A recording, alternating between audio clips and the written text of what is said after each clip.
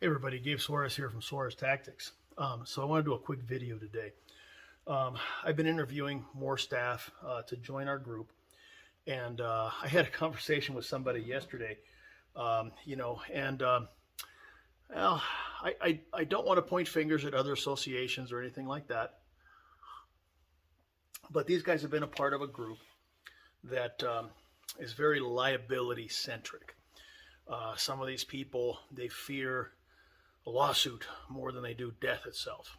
And, it kind of shows in their training, it shows in their language and their rhetoric and everything else.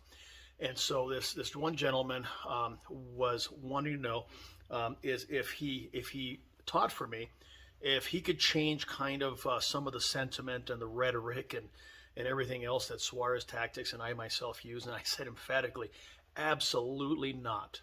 All right. His concern was that a prosecutor would think that one of our students has been training for this event his whole life.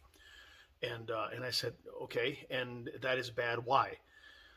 He went on at length about, what he thought things would be after a successful gunfight. A successful meaning you're alive and the bad guy's not, or the bad guy ran away or whatever. But in any case, you didn't get killed. His perspective was so naive, so misinformed that I really resisted the urge to maybe, I don't know, be intolerant a little bit. So look, here's the deal. You are super fit because you work out all the time. You eat right, grass-fed beef and whey protein and all this kind of stuff. You lift weights, you do jujitsu, and you go to the range and you shoot and you go to classes and everything else. You live the life of a warrior. Okay, you're not preparing your whole life for a fight.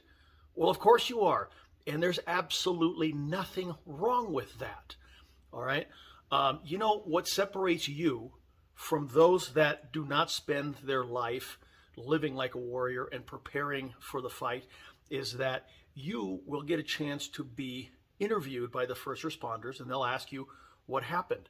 Those that don't spend their life training for a fight won't, because they're going to be on the ground there with lumber crayon outlining them for the coroner to come and pick them up after all the photographs are taken, photographs that their families are going to see. Okay. Or they're in the hospital, barely alive, and the officer is sitting there waiting to get a deathbed confession.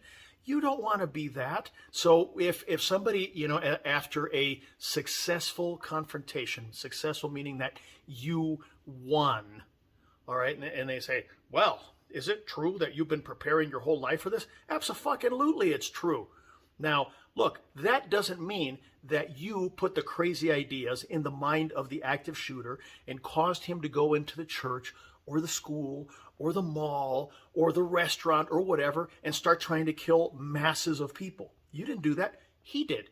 The only thing you did is, hey, you were ready for it because you trained your whole fucking life for that moment. All right. You didn't put the needle in the arm of the druggy, crazy dudes that want to take your watch or your car or your girl, or that kick your door down at 3 o'clock in the morning for whatever crazy reason is going on through their heads. You didn't do that. They did. But you being ready because you trained your whole life for that moment made the difference between you being dead and you being able to tell your story. Now, look, if you're afraid to tell your story, you need to come and take my Killing Within the Law class so that you learn how to articulate, how to use your words in a first world person format to express what happened, what you saw, why you could do nothing else but what you did, and take that mantle of victim and drape it over yourself proudly. And you know what? Everything will be okay.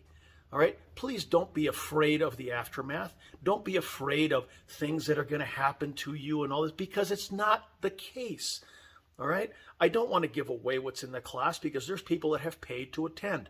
But you know what? If you want to be as comfortable in the aftermath, talking to the police, talking to the first responders, to the 911 people, all right, to the homicide investigators, and so on, as comfortable as you are drawing your pistol and shooting at a target on the range, you need to come and take my class.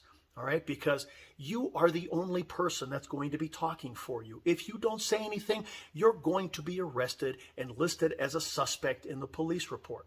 Okay, that's not going to happen if you tell your story in an articulate way and you drape the mantle of victim over yourself. And there are very, very simple ways for you to tell the truth and to make that happen. All right, your lawyer is not going to parachute onto the crime scene, all right, and stop the action. All right, that's not going to happen. All right, so you need to look at the entire battlefield. You need to look at what other people's agendas are. All right, there are people in this industry that have an agenda and want you to be quiet so that they can come and spend time with you in court and all this kind of stuff. Look, the only people that spend time in court defending themselves are suspects. Victims do not. I will show you how to become a victim on the report and not a suspect. That way, you don't have to be afraid. You don't have to keep apologizing for who you are, how you think, how you train, and how you live your life. All right? You can be who you are and be justified in your actions and be informed and be articulate and tell your story. Okay, that's it. If I sound a little bit passionate about this, it's because I am, because there's just way too much stupidity and fear floating around in the gun community. And you know what, guys? That shit has to stop. Okay? Anyway, that's it. I got to go do some lifting and then some training because you know what I'm preparing for. All right? Have a great day. Peace out.